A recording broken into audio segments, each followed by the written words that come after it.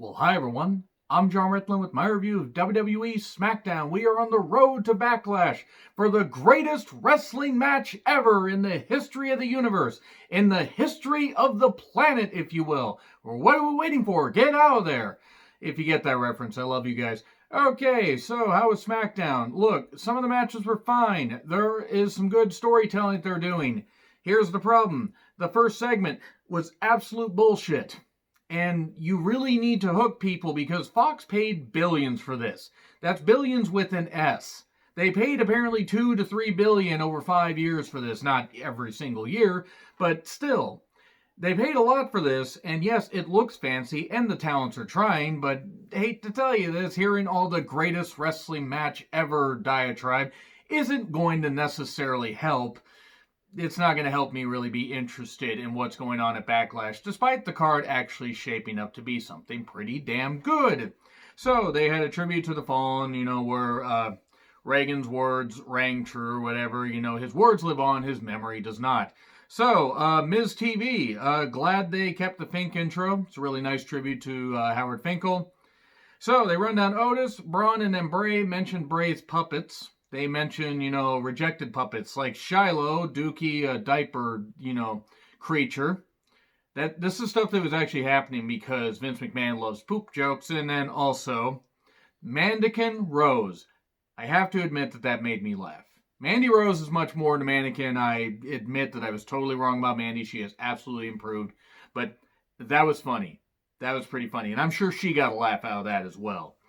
So, here's Braun. And then Morrison mentions his sack of quarters, or mentions his sack going all over Braun's face. I don't know. Maybe people are just excited about Morrison's sack. Maybe I am. You don't know. You can't read my mind. Or can you? If you can, teach me your secret. This led to what was Miz versus Braun in a match where even though Morrison tried to interfere, Braun won. And there we go. That was it. That was the first match. That was about the first 20 minutes right there. Morrison then says, well, you beat us in respective matches, but how about you face us both in a handicap match at Backlash? Where the greatest wrestling match ever is going to take place. So, AJ Styles versus Nakamura in an Intercontinental Championship tournament match. Look, their 2018 feud soured me on this whole thing. This match was well worked. By the way, AJ Styles has been traded to SmackDown for future consideration. Talents for future consideration or whatever. Basically, they're doing the same damn thing when Brock went from SmackDown to Raw, and then Nikki Cross and Alexa went to SmackDown for future consideration stuff or whatever. I don't have a fucking clue. The wildcard rule's back, though, guys. Hooray! This is what we fucking wanted, because that helped TV last year, didn't it? It sounds like I'm a lot more down on SmackDown than I actually am, because the wrestling was quite good, actually. I will not fault the efforts in the ring. Just the problem is you have to wade through a bunch of bullshit to get to the good stuff. Like right now, Raw, NXT, and SmackDown are all on an even playing field because as much good as there is in any brand, you have to wade through said bullshit because they all feel the same. They all feel stale. I know they can't have fans there, but they need to have wrestlers out there making some noise, have people out there do what AEW is doing. I'm not even the biggest fan of everything AEW is doing, but at least they found a way to have life and energy by having some people out there as a way to maybe encourage other feuds. Do something, because otherwise it's just like it's like watching a stale show. Please, let's have some energy to these shows. So Styles, Styles did a Styles clash, landing Nakamura right on his arm. It looked like he really hurt his shoulder. That wasn't great, and he hit the phenomenal forearm for 3. All right, cool. I mean, it wasn't a surprise that Nakamura lost. He should have. AJ Styles has never won the Intercontinental Championship, which means he's going to. So I don't think there's any doubt. He's going to beat Elias, and then he's probably going to beat, I don't know, Daniel Bryan in the finals or Jeff Hardy. He'll probably beat Jeff Hardy in the finals. So we have Bayley saying, hey, Sasha, stay back here so I can beat Charlotte on my own. Bayley versus Charlotte, champion versus champion. Okay, so it's not bad enough that we have the Golden Shovel idiot out here doing, just running down everybody, running down, interest in the women's divisions across, all WWE brands. Thankfully, she never got a chance to be part of NXT UK because God forbid what she would have done to, plague that goddamn roster. But they had this match, and look, Bayley and Charlotte worked well together. They did. Sasha remained backstage, even though Charlotte called Sasha out, saying, "Hey, Sasha, get out here! I'll whip both your asses." So we get match announcements: Charlotte versus Natty versus Nia on Raw this coming Monday. Winner to face Asuka. You couldn't put Liv or Ruby Riott in there. No, that would make too much goddamn sense. You couldn't actually use anybody that could benefit from being in that match. Now, you couldn't do that. Let's put Charlotte there. And also, we're getting Charlotte versus Rhea versus Io, a takeover in your house, which I think we all knew was going to happen. It's just, they don't get the title off of her, what are they even doing? It's not helping the ratings, and it's not even Charlotte's fault. She's not very interesting. She's about as interesting as white bread, but putting her on these shows is not helping. It's not boosting the ratings, which the ratings don't even mean as much as they used to. But if they want to worry about the ratings, they need to try harder and not feature, this overexposed Ric Flair real doll on TV so much. So anyway, I'm so fucking done just ranting about Charlotte. It's like I've run out of energy for it. Now, if she wins that takeover in your house, I'll have a fresh new batch of rage to go along with that. The match was fine. Again, didn't care. It was well worked, though. And then we get the most devastating maneuver in all of professional wrestling, the surprise roll-up with Bayley holding the ropes, because they're both heels. So the heel has to cheat over the heel, and then there we go. So Bayley wins. We then get more tension with Bayley and Sasha. Bayley's like, "Wait, Sasha, you didn't think I could beat Charlotte?" "No, I'm just kidding with you," and everything. They're really trying the slow burn thing, and here's the thing. I don't care. I hope that they can match the matches that they had in 2015. I really hope they do, because they seem like they really want this to work, and hopefully they are allowed that time to do it. I hope they also, have some kind of crowd to make some noise, so maybe we can get that.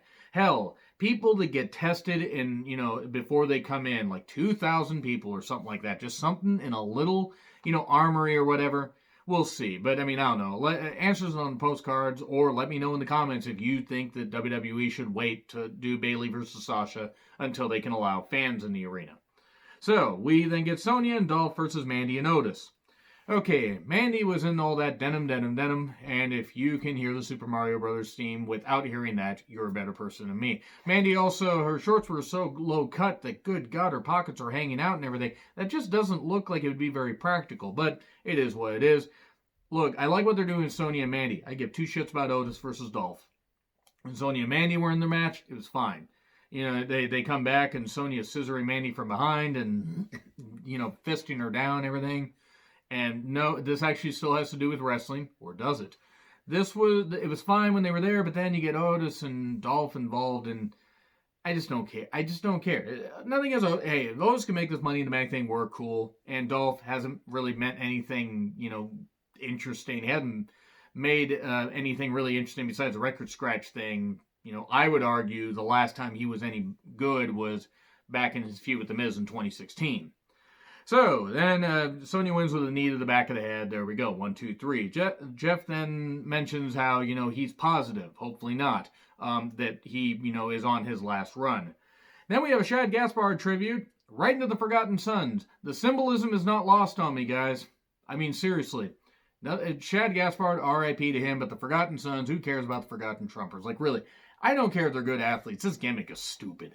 It is fucking stupid. It was stupid on NXT. It's stupid on Fox, though it fits for Fox, especially for Fox Aryan Nation, and that's really what they should call that show.